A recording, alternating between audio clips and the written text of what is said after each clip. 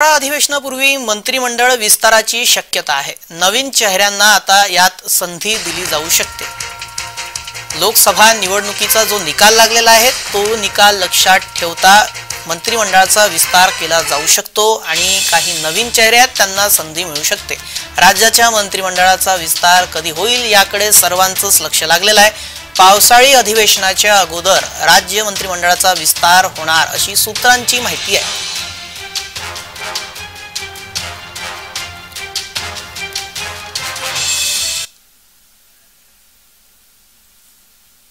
या संदर्भात आमचे प्रतिनिधी मनोज जाळकर अधिक माहिती देतात, पाहूया।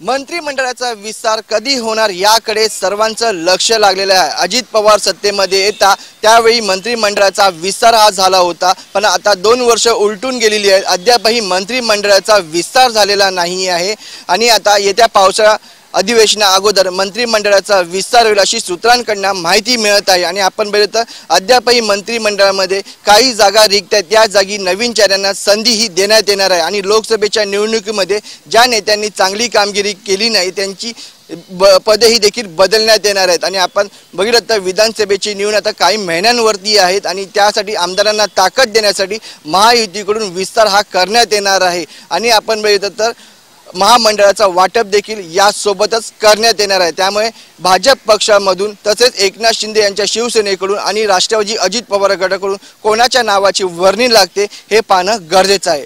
व्हिडिओ जर्नलिस्ट शिवनारायणसह मनोज जाळकर, जय महाराष्ट्र न्यूज, मुंबई।